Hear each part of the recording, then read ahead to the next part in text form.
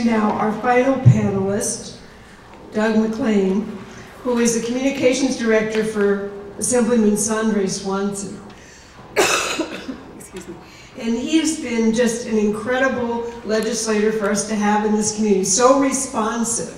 And when I read that horrible piece that was written by your representative down there, I thought, wow, are we lucky here in Oakland to have Sandré Swanson, because when this issue first came up, he took it on full force, sponsored very progressive legislation, and he's still fighting for us. Doug, tell us what we can do on the legislative front.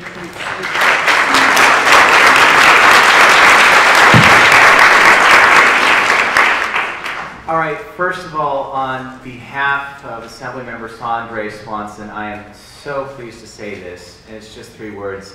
You did it, okay? You did it. And let me tell you how big of a victory this is. Because 2.5 months ago, 500 people came up to the Capitol on a Wednesday afternoon.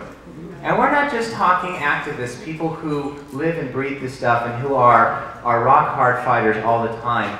These were regular parents. These were teachers. These were children. These were grandparents. These were people in wheelchairs. We had a 93-year-old woman come up and testify in support of Mr. Swanson's legislation and in support of the other pieces of light brown apple moth legislation and against the spraying. And I talked to a lot of folks at the Capitol, and I said, well, how often does this happen? Many people said, never seen it this big. Some of the old-timers said, well, way back when we were spraying for the medfly, we had a big group of people up. But the outpouring of opposition was just historic.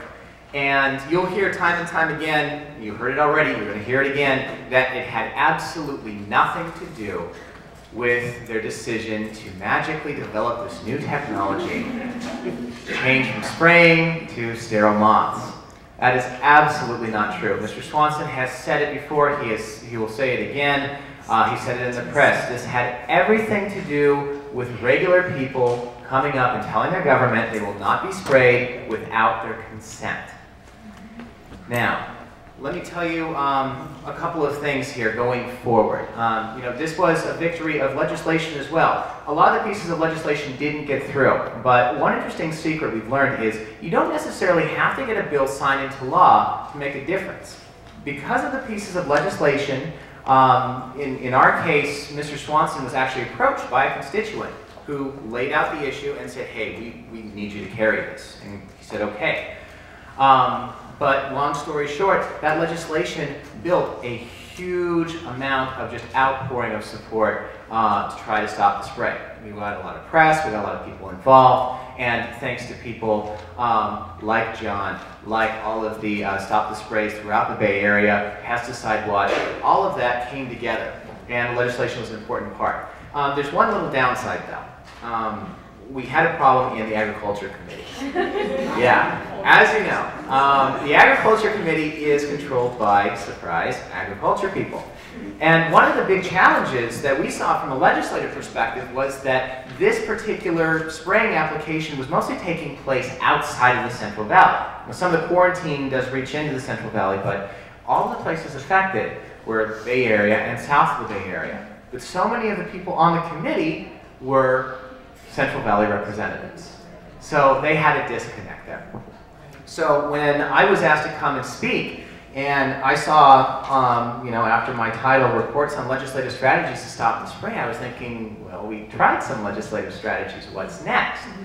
Well, we actually do have some additional strategies to talk about what's next. First of all, the biggest thing, and everybody on this panel has said it, is declassifying the light brown apple moth. Now, those of you who have come here tonight are already very motivated individuals, but this is something that you can also tell the people around you who also care about this issue. It is just a simple letter. It's a letter to Congresswoman Barbara Lee, who live here in the area. It's a letter to Senators Feinstein and Boxer as well. And this is going to sound strange, but it's still worth doing. It's also a letter to President George Bush. That's right. Okay?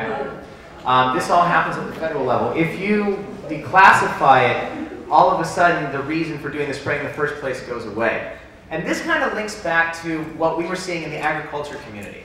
Agriculture organizations came into our office. They said, hey, totally understand, people don't want to get sprayed, but listen, we're going to go bankrupt if this bug somehow gets in. CDFA told us so, right? But in talking to them, I said, so the big issue then is the quarantine, right? And they said, absolutely. I mean, we are losing tons of money. We confirmed this also with the Canadian Embassy. They sent people down. Interestingly enough, the quarantine influences Canada and Mexico. They're following our lead. Because we tell them it's dangerous, they believe it's dangerous. And all of a sudden, all the Bay Area counties and some of the neighboring counties have had a huge quarantine slapped down on them. So business is looking at the bottom line. But right there is where your natural allies are. Because you can go talk to them and convince them and their growers that, hey, we've got to get this thing declassified. You see how much it's costing you, $100,000 a year for just some of the small nurseries alone. All of a sudden, you have instant allies.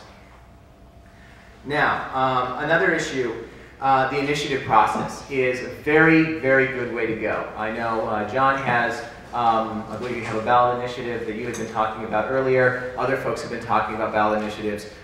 Basically, as citizens, you have a right to petition your government. It worked in this case, but only temporarily.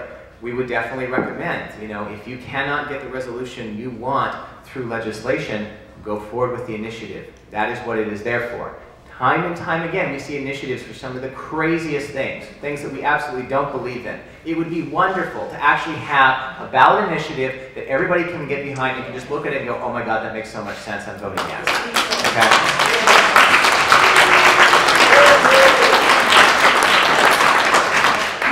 And one of the most dangerous things we actually see with this decision to forego the spraying is it will be kind of a drag on momentum. I mean, the spray was the easiest thing to just, picture and to get behind. So one of the challenges that you, the motivated people who came today, is to tell people that this isn't it. We're not done. In addition to these other methods of spraying, they still reserve their right to spray. They haven't said that we are legally giving up our right to spray. They can still do an emergency. They are still doing an appeal.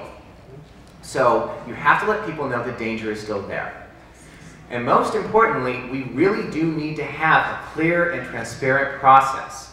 Because this is not the first, nor is it going to be the last bug that we're going to have.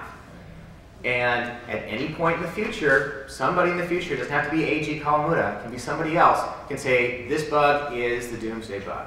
We've got to stop it. Who cares about how many people's lives we destroy? And they can go right into spraying again. So going forward, and this is a request from our office, and I believe many legislators would say the same thing, we're looking to you for guidance and advice as well. We are your elected offices here. Assemblymember Swanson works for you. So if there is a measure that you would like him to put forward, if there is a part of this process that you feel this is what needs to be changed, please call me. Call our office. We have an office here in Oakland. We have an office in Sacramento. We are very receptive. Mr. Swanson was more than happy to carry the Spray, Inform, and Consent Act. And we'd be happy to do it again. And I've got 1 minute left, which is perfect. Let me wrap up with a couple of things. This shouldn't have happened in the first place. Yeah. All right? This should not have happened as the first resort. It should be the nuclear option, because we see the kind of fallout that happens when you do this sort of spray. More importantly, we have other places to look forward to New Zealand, where they have been dealing with this pest without any sort of problems. So the fact that our process is really mixed up is where we see the real problem at. And most importantly, it's not up to us legislators. We can help fix it, but it's really up to the individual citizens. I mean, you showed the amount of change that you can make. There's about 85 people here in this room, but I know that you talked to at least 10 people. Some of you talked to 20, 30, 40, 50, 60 people. It is amazing how much change a small group like you can really affect, particularly in the state.